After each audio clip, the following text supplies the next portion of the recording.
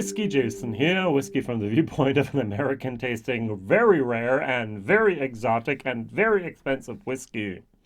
This is the XOP version of the Black series from Douglas Laing, and it is a Bunnahabhain 30-year-old whiskey. Da da da! So very, very nicely done. The packaging, I must admit. Everything's here basically velvet.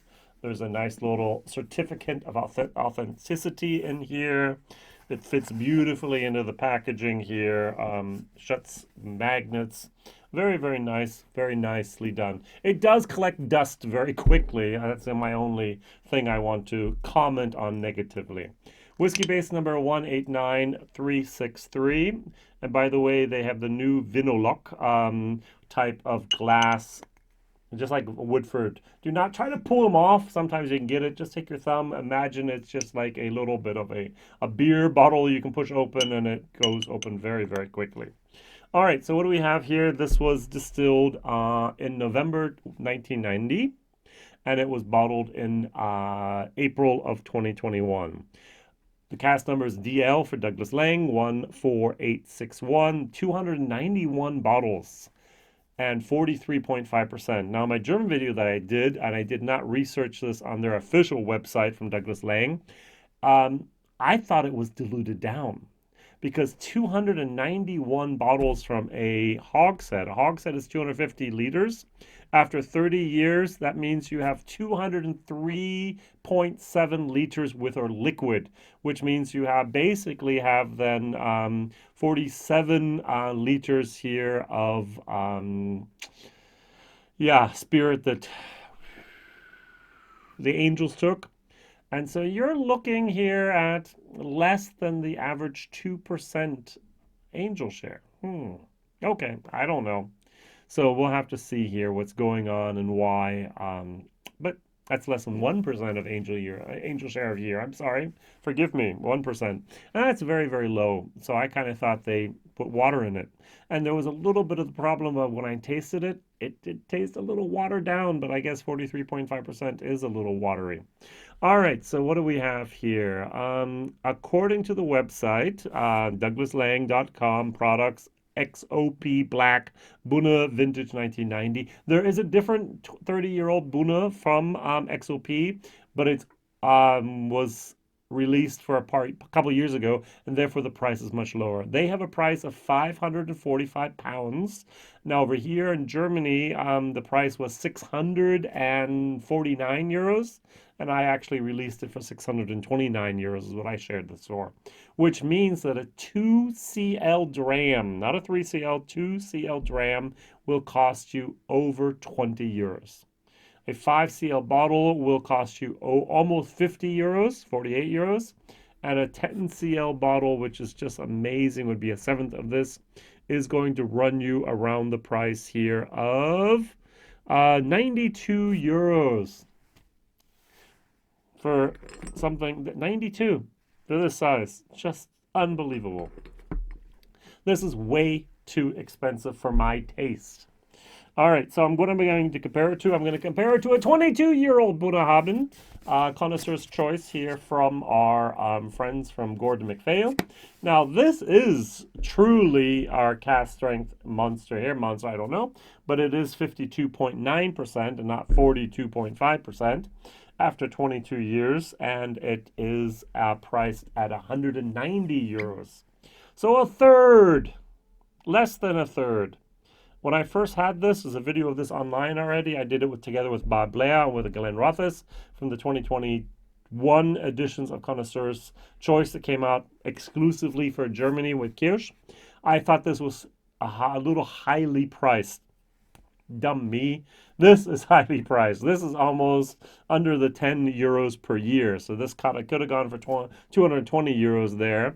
30 years times 10 means it should be 300 euros. By 30 years, it's times 20, and we're still not there. We have to add a little bit more. So there's more than 20 euros per year for this. Now, to be very, very honest, when I drink whiskey, I often feel that the Sanit, the best age of a single malt Scotch in Scotland, is 15 years of age. There I get the best value for money most of the time. Going up to 18 years, it does get a tiny little bit oakier often, and the price jumps. Going up to 21, it almost jumps again, and it often is even more oaky. 25-year-old, it doubles between 20 and 25 again, and it's just like, no, I'm not willing to pay that. And then often it doubles again up to 30. And I do know that the angel share is there, but apparently it's not. So if you take a look at how much juice was still left in this cask, and it says natural cask strength on the website, so the angels were not as greedy as we thought they would be. So that can't only be the problem there for why this whiskey is so expensive at that age. Well, usually we fill it up earlier and we want to have our money and return on investment. So, but yet, I don't know. I really don't know. For me, 15 years is optimal age. 18 every once in a while, but older is definitely not better in my book. And more expensive definitely is not better in my book either. So everyone that says that older is better and disagrees with me, just turn off the video, unsubscribe to my channel. I'm perfectly of the opinion different than yours, and we can just live and just let live, all right? And more expensive is definitely not better. All right, so if you disagree with me there, please, I can give you enough examples that you probably also had in your own life, whereas like this cheaper whiskey was much more delicious than that very expensive bottle I bought there. And blind tasting will show that to you every single time. Yeah, so that's the thing that I love doing, is a lot of blind tasting, because hey, there we don't have the bias of knowing the label. All right, enough time for the thing in the glass here. Now this is a very nice whiskey on the nose. This is a B whiskey. I get a lot of orange peel, candied orange peel. I get a little bit of leather, old oak, a little bit of malt, a little bit of wood spice in here. I mean, this is a really good whiskey for 120 euros. Oh, you mean it's 620s? Ouch, 500 euros more for this experience. But it doesn't jump out to me and go, wow. There's no wow moment here. It's a little sugary as well, a little sweet, and a little weak with its 42.5%. Sorry. All right, this with its 52.9%, on the other hand, has more of a spicy note, a little bit more of an alcohol moment, but there's more wood. 22-year-old refill hogshead, 30-year-old refill hogshead. Very interesting enough is after 22 years of age, we actually only got here, got to look at the right number here, 218 bottles after 22 years. And here we actually got 291 bottles. Refill hogshead, refill American hogshead. The 22-year-old had much higher angel share. This is cask strength at 52.9%. Just don't get the numbers. Yeah, and here we have 291 at 43.5%. How did they do that? How did the angels steal all that alcohol without stealing the water, and or did they put it into the cask at 50%? 30 years ago was an experiment? Maybe. Maybe they put this in the cask at 68%. That's the only logical explanation I could have for those differences. On the nose, I like this better. Has a more of an herbal vibe going on as well. All right, let's try these. Cheers. 1 CL, 10 euros.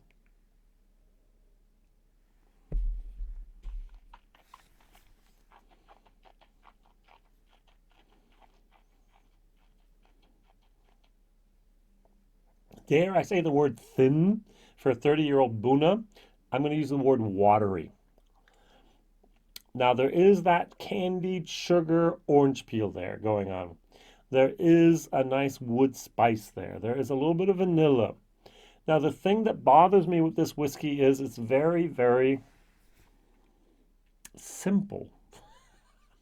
It's not complex. There are not any transitions going on.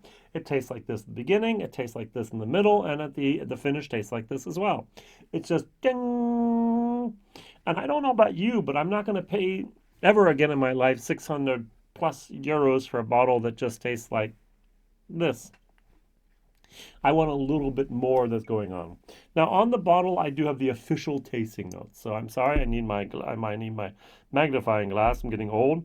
We have rich vanilla pods mingle with honeyed barley, creamy caramel, and charred oak on the nose. On the palate, we have tangy, yes. Citrus fruit give way to juicy sultans. I don't get any raisins. And dried apricots, do get those, with a slight coastal quality. Okay, coastal, salty maybe. Finish, tangerine, zest, and milk chocolate linger alongside candied nuts and hints of washed up Islay seaweed. I didn't get any seaweed here. All right, good. Who knows who wrote those notes? But it is a little on the simpler side of life. It doesn't have that complexity. It doesn't have those transitions. It doesn't really have that much of a wow factor whatsoever. But to be very honest, this is a C plus B minus whiskey, blind. I'm not even sure I'd really give it a B plus blind. Value for money, can I give an F minus? Yes, I can. F minus for this. That's why I wasn't happy at the beginning and I wasn't happy at the end. Now, usually I buy a bottle, I do my video, I do bottle share, and then I can actually get rid of the bottle. Now, in this case, I still have about almost 20 CLs left over. So 20 CLs, a 70 CL means I have, almost 170 euros still stuck in this bottle. You know how many other bottles I could buy for that? For going for 40, let's go for 50 euro bottles. I can buy 3 other bottles for what's left over in this tiny little bit at the bottom here. Oh, I don't know. Never again, Jason. All right, going back here to the apparent winner here for value for money, which I didn't think of at the moment, but don't forget, this is about 22 years old, 190 euros, so less than 10 euros per year. This is 600 for 30, so it's over 20 euros per year. Numbing number. Cheers.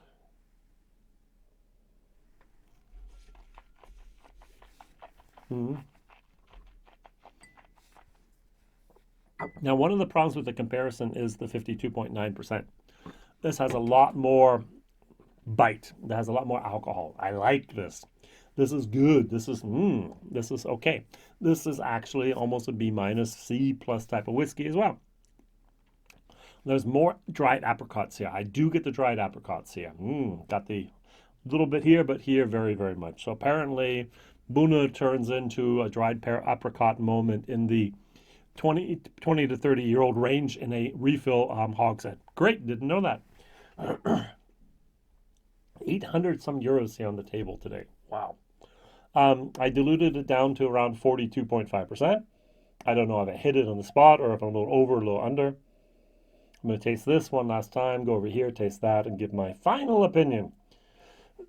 This is a, as I said, C plus, B minus whiskey. This is a B minus, C plus whiskey.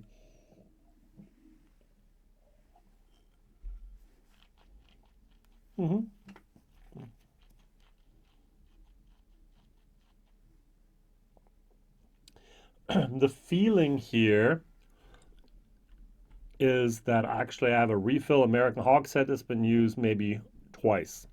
What I have over here is a refill hogshead that's been used maybe one more time. It's lighter. There's less of that wooden moments in there. The cask has had time to allow the spirit just to develop over 30 years. Don't forget, 22 is still a long time, but this is 30 years. And it has developed nicely, but not exceptionally in my opinion. Now, you could say, and you're probably right, Jason, you just don't appreciate these old whiskeys. And you're right, I don't. I really don't. I don't appreciate having to pay so much money for an experience that's so la-la. I appreciate paying good money for good whiskey, but I do not appreciate paying overpriced, exorbitantly price-tagged whiskeys for an okay experience. That's where I get a little bit muffed, a little bit angry, a little bit PO'd here with myself and with others maybe. All right, so there is a market for these. I definitely know it, but I'm not them, unfortunately. It's not my market here. One last time. Oh, I'm going to add here the 2 drops of water. Not to dilute it, but just to allow it to open up a tiny little bit. It's nice. Oh, it's 120 to 80 euros nice.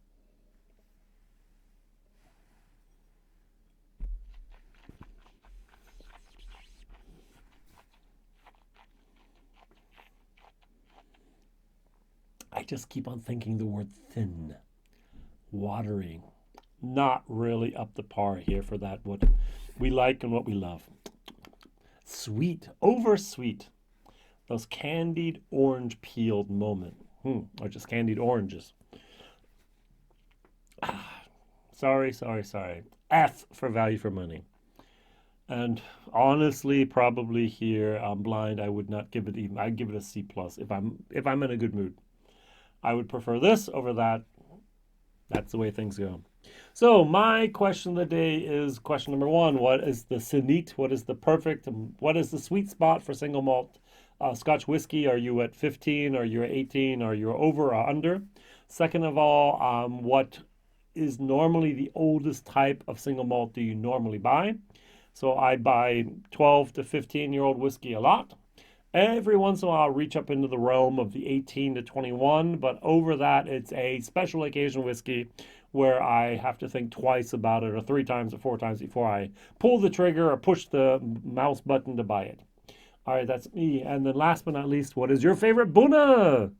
Yeah, was it a single barrel? Was it something else, the 18 or the 12? Or I now just bought, it's going to be here in a couple of days, hopefully, sometime in the middle of January, beginning of January, will be the Bunna 12 cask strength. Yay, really looking forward to that. All right, thank you very much for liking, subscribing, sharing, and telling others about this crazy American over here in Germany, tasting rare and exotic whiskeys and often not appreciating the rareness, how exotic they are, and definitely not the price tag. See you later. All the best. Bye-bye.